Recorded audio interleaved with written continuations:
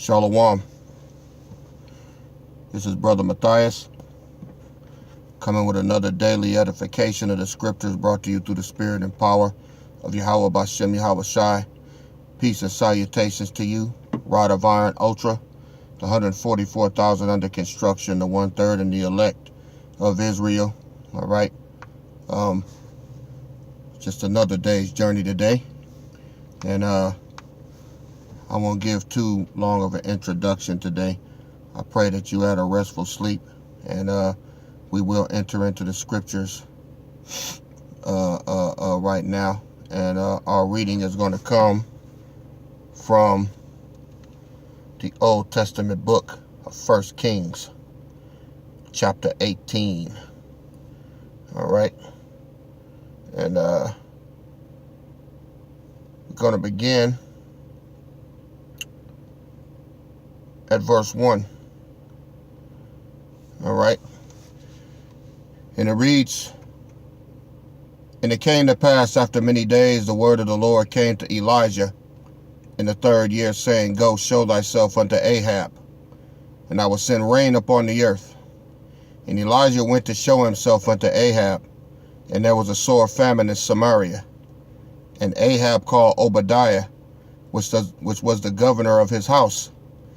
Now Obadiah feared the Lord greatly. For it was so, when Jezebel cut off the prophets of the Lord, that Obadiah took 100 prophets and hid them by 50 in a cave and fed them with bread and water." You got to understand that Jezebel, she was an Israelite woman that worshiped Baal. All right. She was she didn't fear the Lord Yahweh. She was a idol worshiping bitch married to Ahab, and she didn't like the men of the Lord. You know, she had her own prophets that she ascribed to, the prophets of Baal, and Elijah had slain 450 prophets by himself by calling down fire from heaven, and he burnt their asses up. Okay, and Jezebel didn't like that, so she put a hit out on Elijah and the men of the Lord, and she had put many of them to death. This woman had power, okay, and she had a weak, pussy whipped, hand-picked ass husband named Ahab that was one of these niggas like, yeah, baby. You know, he did whatever she told his ass. You know, he didn't rule his own spirit or his household well, and she actually took control of him, and she ran his ass. All right, and you churchgoers out there always talking about a woman got a Jezebel spirit in the church. Y'all don't know the scriptures, man. Jezebel wasn't a whore. It wasn't that she was a whore or anything like that. She just was a woman that was she usurped power over her husband. Okay, and she had a real masculine spirit, very wicked. And she didn't just threaten, she promised, and she followed through on it. And they got wicked ass bitches out there just like that today, headstrong. All right, overstepping their boundaries. All right, and this is what Jezebel did. This is the true Jezebel spirit. All right, and she was about to exact vengeance on Elijah for the 450 prophets that he slayed, that she ascribed to. All right, just so you know. So, verse 4, "For it was so, when Jezebel cut off the prophets of the Lord," meaning she had them put to death, "that Obadiah took 100 prophets and hid them by 50 in a cave and fed them with the bread and water." She had the men of the Lord on the run. That's how much power this woman had. Verse 5, "And Ahab said unto Obadiah, Go into the land unto all fountains of water, and to all brooks. Perhaps we may find grass to save the horses and mules alive, that we lose not all the beasts. So they divided the land between them to pass through it. Ahab went one way by himself, and Obadiah went another way by himself. And as Obadiah was in the way, behold, Elijah met him, and he knew him, and fell on his face, and said, Art thou that my Lord Elijah? And he answered him, I am. Go tell thy Lord, behold, Elijah is here. And he said, What have I sinned, that thou wouldest deliver thy servant into the hand of Ahab, to slay me? So Obadiah didn't want to go back to Ahab and tell him that he saw Elijah, because Elijah was the one they were looking for. All right. And he figured that when Elijah, when he told him that he was in contact with Elijah, Ahab would take it out on him and kill him.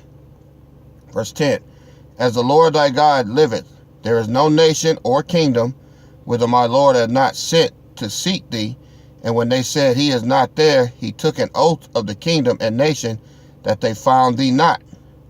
And now thou sayest, go tell thy Lord, behold, Elijah is here.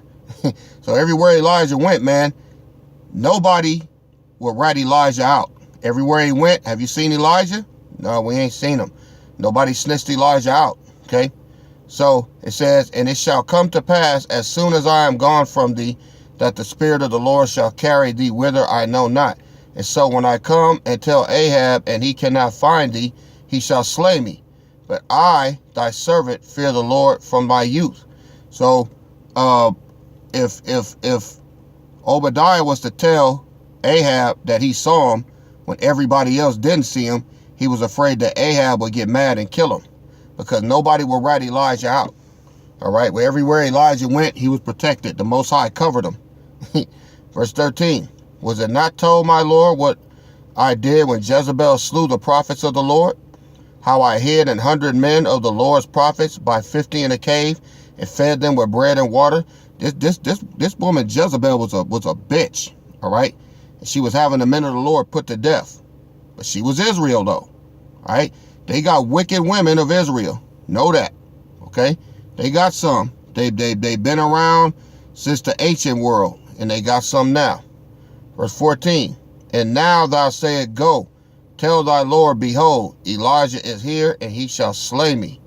And Elijah said, as the Lord of hosts liveth, before whom I stand, I will surely show myself unto him today. All right. So he promised Obadiah that he was going to show himself to Ahab. Verse 16, so Obadiah went to meet Ahab and told him, and Ahab went to meet Elijah. And it came to pass, when Ahab saw Elijah, that Ahab said unto him, art thou he that troubleth Israel? See, they had Elijah out to be the troublemaker, because they wanted to be worshipers of Baal. And Elijah was with Yahweh. He worshiped the true God. See, even in the ancient world, especially in the ancient world, men of the Lord have been getting persecuted for standing for Yahweh, while the rest of these so-called Israelites want to worship these pagan gods, all right? Like Jesus, like Islam, all right? It's the same thing. And Elijah stood firm in his belief, in his relationship with the Father Yahweh. And because of that, this wicked-ass bitch, Jezebel, and her husband Ahab, they put a green light on Elijah to have him executed once he was apprehended and captured, all right? Verse 18, verse 17, it says, and it came to pass, when Ahab saw Elijah, that Ahab said unto him, are you he that troubleth Israel? That is what Ahab said with his wicked ass. Verse 18, and he answered, I have not troubled Israel, but you and your father's house, and that ye have forsaken the commandments of the Lord, and you have followed Balaam. Verse 19, he said, you the problem, nigga. Now therefore, send and gather to me all Israel unto Mount Carmel, and the prophets of Baal 450, and the prophets of the groves 400, which eat at Jezebel's table. So Ahab sent unto all the children of Israel, and gathered the prophets together unto Mount Carmel. And Elijah came unto all the people and said, how long halt ye between two opinions? If the Lord be God, follow him. But if Baal, then follow him. And the people answered him not a word. And Elijah said unto the people, I, even I, only remain a prophet of the Lord, but Baal's prophets are 450 men. Let them therefore give us 2 bullocks, and let them choose 1 bullock for themselves, and cut it in pieces, and lay it on wood, and put no fire under. And I will dress the other bullock, and lay it on wood, and put no fire under. And call ye on the name of your gods, and I will call on the name of the Lord, and the God that answered by fire, let him be God. And all the people answered and said, it is well spoken. And Elijah said unto the prophets of Baal, choose you one bullock for yourselves, and dress it first, for ye are many, and call on the name of your gods, but put no fire under. And they took the bullock which was given them, and they dressed it, and called on the name of Baal from morning even until noon, saying, O Baal, hear us. But there was no voice, nor any that answered. And they leaped upon the altar which was made. And it came to pass at noon that Elijah mocked them, and said, cry aloud, for he is a god. Either he is talking, or he is pursuing, or he is on a journey, or perhaps he sleepeth and must be awakened. So Elijah was clowning them, because they were calling on Baal and nothing was happening. So he was making a mockery of their God that they worship. Verse 28, and they cried aloud and cut themselves after their manner with knives and lances, till the blood gushed out upon them. So they started cutting themselves, all right? Verse 29, and it came to pass, when midday was past, and they prophesied until the time of the offering of the evening sacrifice, that there was neither voice nor any to answer, nor any that regarded. And Elijah said unto all the people, come near unto me. And all the people came near unto him, and he repaired the altar of the Lord that was broken down. And Elijah took 12 stones, according to the number of the tribes of the sons of Jacob, unto whom the word of the Lord came, saying, Israel shall be thy name. And with the stones he built an altar in the name of the Lord, and he made a trench about the altar, as great as would contain 2 measures of seed. And he put the wood in order, and cut the bullock in pieces, and laid him on the wood, and said, fill 4 barrels with water, and pour it on the burnt sacrifice and on the wood. And he said, do it the second time. And they did it the second time. And he said, do it the third time. And they did it the third time. And the water ran round about the altar, and he filled the trench also with water. And it came to pass at the time of the offering of the evening sacrifice, that Elijah the prophet came near and said, Lord God of Abraham, Isaac, and of Israel, let it be known this day that thou art God in Israel, and that I am thy servant, and that I have done all these things at thy word. Hear me, O Lord, hear me, that this people may know that thou art the Lord God, and that thou hast turned their heart back again. Then the fire of the Lord fell and consumed the burnt sacrifice, and the wood, and the stones, and the dust, and licked up the water that was in the trench. And when all the people saw it, they fell on their faces, and they said, the Lord, he is the God. The Lord, he is the God. And Elijah said unto them, take the prophets of Baal, let not one of them escape. And they took them, and Elijah brought them down to the brook Kishon, and slew them there. And Elijah said unto Ahab, get thee up, eat and drink, for there is a sound of abundance of rain. So Elijah killed all of those prophets of Baal, all right? All of these defectors, these heretics. He killed all of them, all right? And Elijah said unto Ahab, get thee up, eat and drink, for there is a sound of abundance of rain. So Ahab went up to eat and to drink, and Elijah went up to the top of Carmel, and he cast himself down upon the earth, and put his face between his knees, and said to his servant, go up now, look toward the sea. And he went up and looked, and said, there is nothing. And he said, go again 7 times. And it came to pass at the 7th time that he said, behold, there ariseth a cloud out of the sea, like a man's hand. And he said, go up, saying to Ahab, prepare thy chariot, and get thee down, that the rain stop thee not. And it came to pass in the meanwhile that the heaven was black with clouds and wind, and there was a great rain. And Ahab rode and went to Jezreel. And the hand of the Lord was on Elijah, and he girded up his loins and ran before Ahab to the entrance of Jezreel. Let's go to 1 Kings chapter 19. And Ahab told Jezebel all that Elijah had done, and withal how he had slain all the prophets with the sword. Now listen to Jezebel. Then Jezebel sent a messenger unto Elijah, saying, so let the gods do to me, and more also, if I make not your life as the life of one of them by tomorrow about this time. So she threatened him.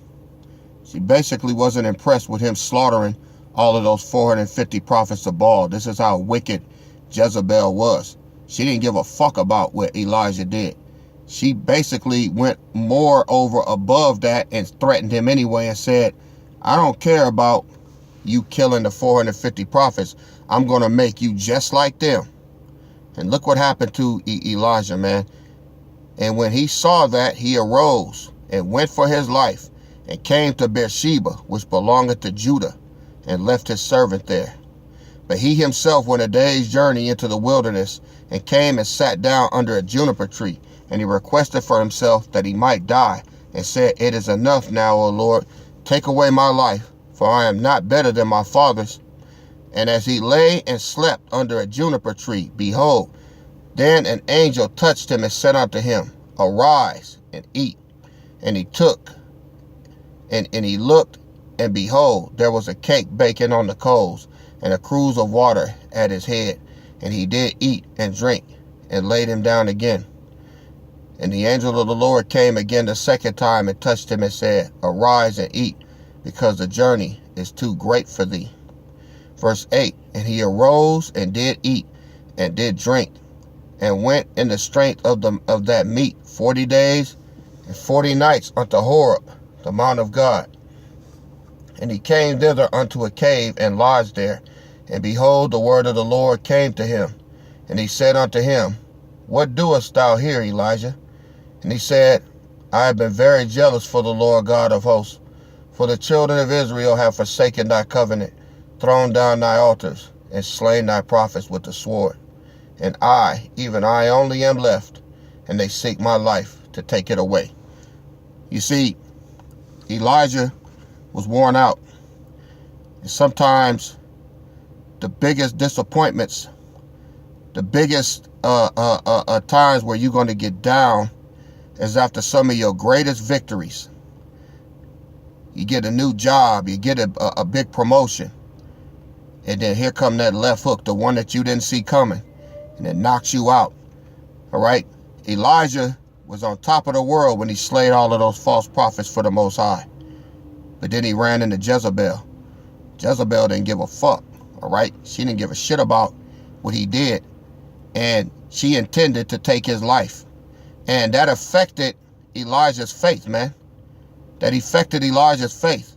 Because, see, he had gotten it in his head because he had done these big things that he still wasn't going to have any challenges.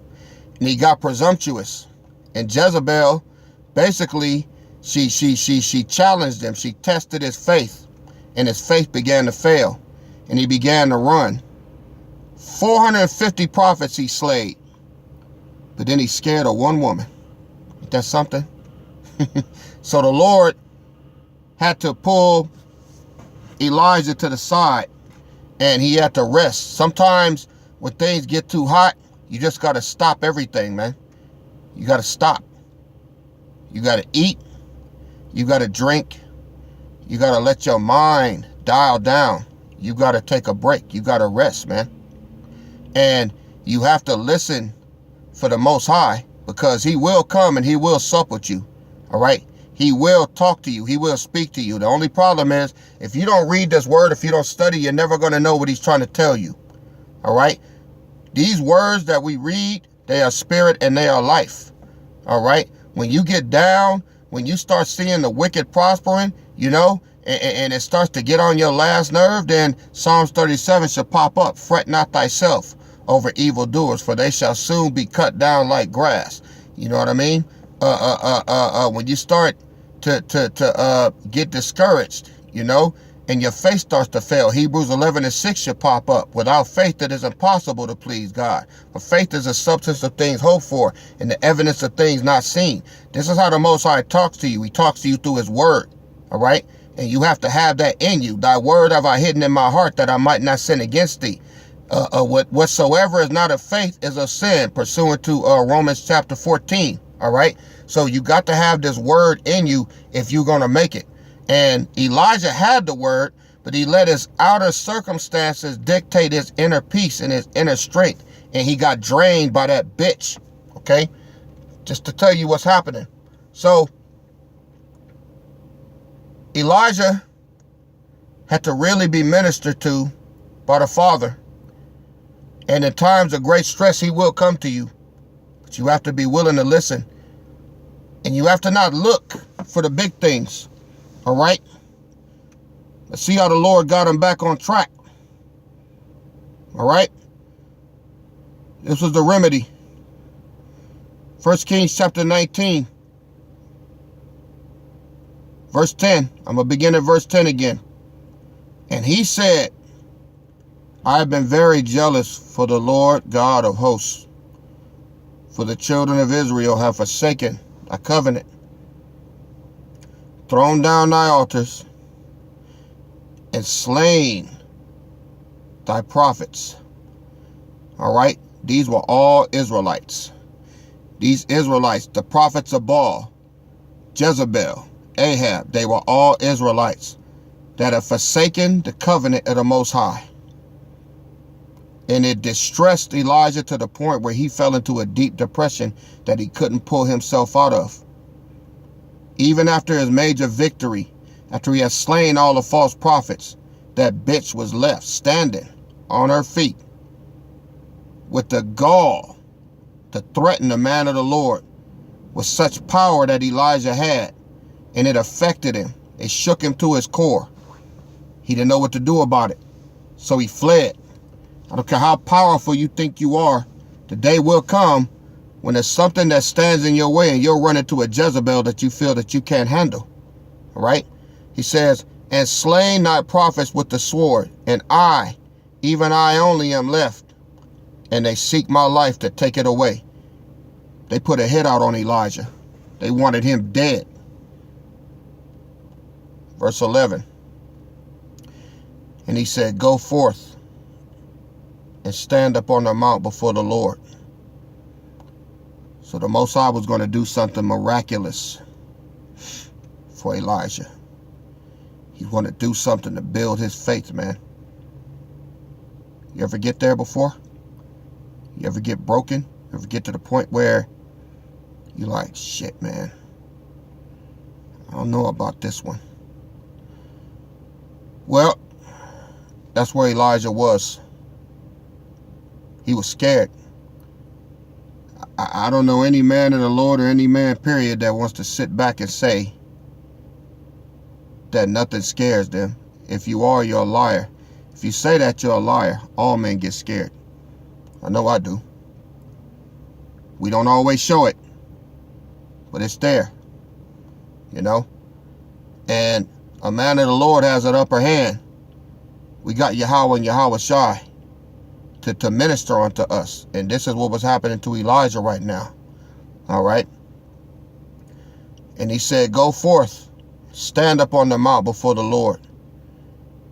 And look what the Lord did. And behold, the Lord passed by, and a great and strong wind rent the mountains and break in pieces the rocks before the Lord. But the Lord was not in the Lord was not in the wind. And after the wind, an earthquake. But the Lord was not in the earthquake. And after the earthquake, a fire. But the Lord was not in the fire. And after the fire, a still small voice. Verse 13. And it was so, when Elijah heard it, that he wrapped his face in his mantle and went out, and stood in the entering in of the cave, and behold, there came a voice unto him and said, what doest thou here, Elijah? And he said, I have been very jealous for the Lord God of hosts, because the children of Israel have forsaken thy covenant, thrown down thy altars, and slain thy prophets with the sword. And I, even I only am left, and they seek my life to take it away. And the Lord said unto him, go, return on thy way to the wilderness of Damascus, and when thou comest, anoint Hazael to be king over Syria. All right. So the Most High had to show Elijah that It's not in the big things that you need to be worried about. It's his voice that matters. It's that still small voice that guides you through all of the chaos. All right? Small voice for a big problem.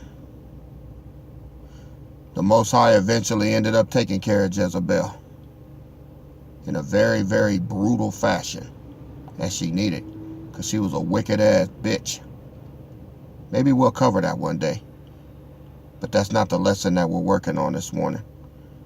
The lesson that we're working on this morning is for you not to look for the Lord in big things. It's for you to look for the Lord and to listen for his voice. He said the wicked seek for a sign. That's what R.O.I said. All right? We don't look for big things. We don't look for big signs. We listen for his word. We listen for it, that still small voice. So stop looking around at everything. What did he say? All right? He said, though heaven and earth shall pass away, but his word shall stand forever. Not the big signs. All right? Stop looking in the wind. Stop looking in the rain. Stop looking in the fire. All right? Stop looking in the earthquakes. Stop looking at things that are being shook up. Listen. Listen for the voice. Listen for the voice. And then move. And fear not. A lot of you think that courage is going headstrong into something with no fear. That's not true. Courage doesn't lead you into anything. Courage waits for you on the other side of that thing that you're afraid to go into. And when you go into that thing, afraid, but trusting that voice, courage waits on the other side when you get there. Remember that. Time's up, Israel. This is Brother Matthias ending this lesson today, and I pray that you were edified. Giving all praises to Yahweh Bashem Yahweh Shai. All praises due. Quickly prepare for the next message coming at you soon. Brother Matthias is clear. Shalom.